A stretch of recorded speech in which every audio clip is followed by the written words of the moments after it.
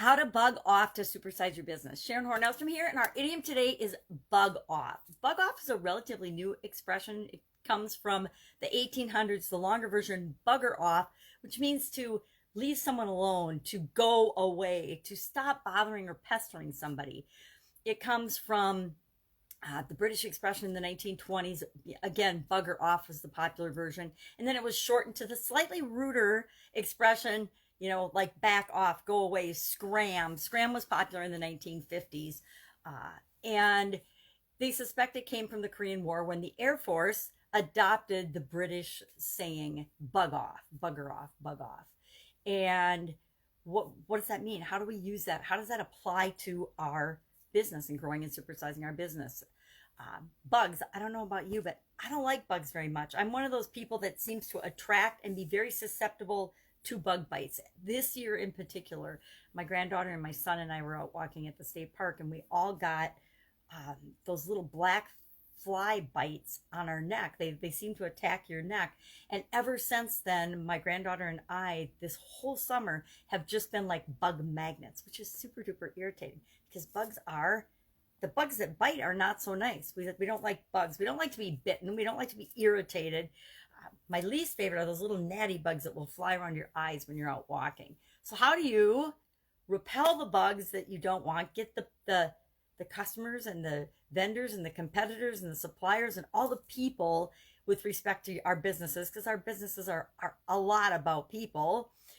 How do you get the ones that you want to be attracted to your organization, to your business? And how do you repel, literally repel, like bug repellent, spray and keep away those that you don't want?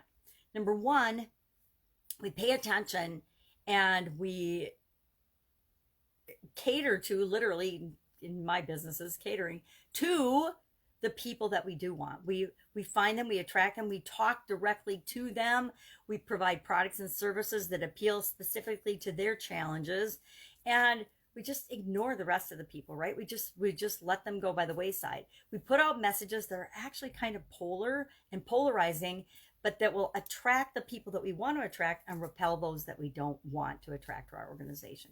It's a lot like using bug spray or bug repellent. Bug repellent keeps away the bugs we don't want, being who we are, authentic and upfront with who we are and who we want to serve and what we're here for, and how we can best serve an ideal group of people is the best type of attractor versus the bug repellent. So instead of having to spray and keep people away, we actually can attract people, kind of like perfume, right? So you got bug repellent or you got perfume.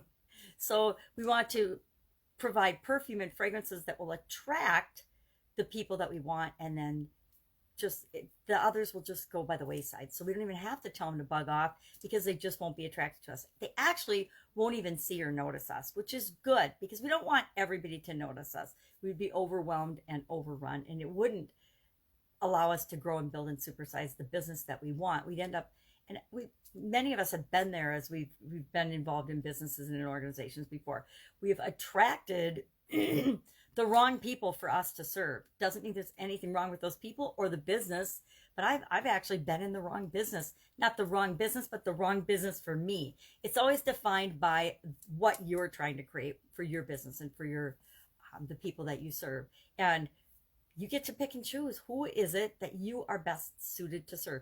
And as much work as we do on this, as much as we search and look and try to figure out who it is we want to serve, it usually ends up being a previous version of ourselves, usually who we were before. So it's part of why I serve business owners and business women, is because that's who I've been for 47 years of my 60 years. So bug off. Love to know your experience with this particular idiom or expression.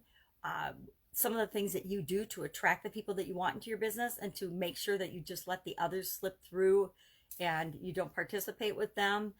And usually that comes from experience. I'd like to say, hey, there's this cool formula and you just follow it and you'll always make the right decisions and you'll always choose the perfect people to serve, and you'll never have somebody that you want to tell to bug off because they're not the right person for you.